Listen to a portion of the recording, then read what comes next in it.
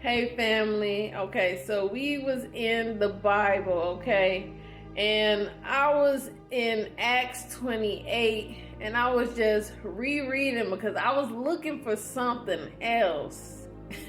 Okay, I was looking for something else, but God pointed me to something else, okay? So in Acts 5, okay, you have Paul. He has just been bitten by a snake, okay? So it says, but Paul shook the snake off into the fire and suffered no ill effects. The people expected him to swell up or suddenly fall dead, but after waiting a long time and seeing nothing unusual happen to him, they changed their mind and said he was a god. Lowercase, okay? As I was reading this, I was expecting Paul to correct them. Because if you are a believer of God, right, then you would know that that would be wrong to allow people to assume something like that about you, right? Because, like, if you just look through the Old Testament, right? Everybody that let people assume that they was a god played for the other team. And God told his people not to listen to people like that. Not to, eat with people like that, because he said if you eat with them, then you go be eating their sacrifices to their God. He said do not let your people marry with people like that. Don't eat with them, don't fellowship with them, nothing. But here you have Paul allowing people to call him a god because he didn't die from a snake bite. And I'm just sitting here like, why would he allow this to happen? And then God showed me that that is a narcissistic trait. Okay? Narcissists allow people to assume things about them in order to have control. Okay? So because he allowed the people to assume that he was a god, if you go down to verse 16, it says, when we got to Rome, Paul was allowed to live by himself with a soldier to guard him. So as you can see through the text, because he allowed people to assume that he was a god and he had some kind of type of power, it offered him benefits. People started treating him differently,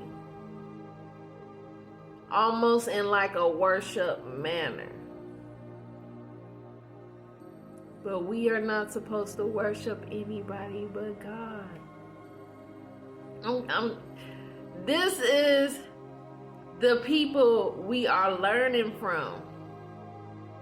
You have these people that's telling you, quote unquote, the right way to follow God, and they not even doing it correctly. Jesus did the same thing. He often allowed people to assume things about him. He would often say, what do you say about me? What do you think? Who do you think I am? Why would he want people to assume things about him when he could just be clear and say who he is?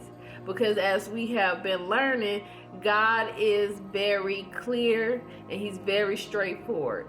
He tell you things before it even happened. Okay, we know this with Adam. He warned Adam, told him the truth, told him what would happen, everything. He did the whole rundown before Adam even sinned. with Seth's children. He gave them the whole rundown. He told them if they went to the bottom of the mountain and fellowship with the children of Cain, that they wouldn't be able to come up. Okay? And so they went down, fellowship with them, and they thought they was going to come back up, but then the rocks was on fire, preventing them from coming back up.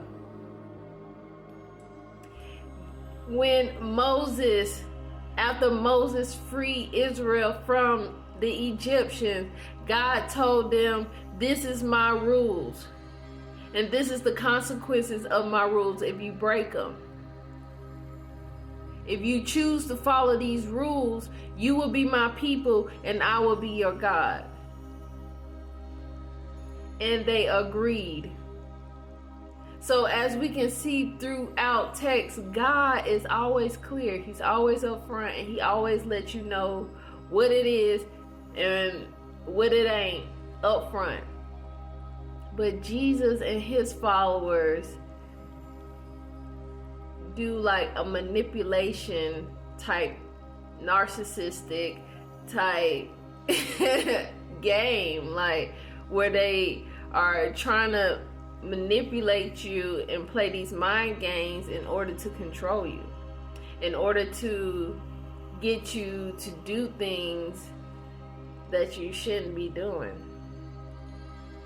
Okay? And I feel like Paul was the last to die of Jesus' disciples because he had the most influence. Okay? People listened to him the most. Okay? And when I was reading the book of Adam and Eve, it was a character in here that the devil gave him influence because he saw that the people listened to him. His name was Ginnam. Okay, so the devil empowered him with knowledge and everything because he saw that he had influence. Okay, and Ginnam is the reason why the children came off the mountain and went down there, because he used everything that the devil gave him in order to influence them to come down. Okay, so all I'm saying is because Paul was heavily influencing the people to turn from God and to follow Jesus, I feel like that's why he lived the longest, but he still ended up dying. One says he was beheaded in Rome. Okay? Like I said, there's a trend in the people that follow Jesus. They're always like brutally murdered in the Bible, okay? Versus the followers of God that did things the way God say to do it. They died of old age, and their family was set, like they lived a good life, and it was almost more like they just got tired and was like, I'm tired and I'm ready to go, and so they died, right? Because that was always what they said. It was like, I'm tired, I'm getting old, let me give you this blessing. And then after they gave the blessing, then they gave up their ghost. All right. It says their limbs went, limp.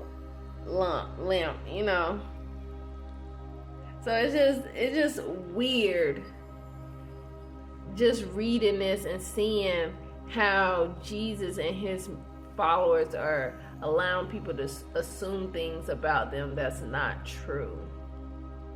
I hear it all the time that people say Jesus is God, but he says in text that he was the Son of Man, and the Son of Man in the prophecy is not God. Y'all better seek God, because y'all been being lied to. I keep trying to tell y'all been being taught the wrong information, and it's going to get you in trouble, okay? I love you. Have a great day.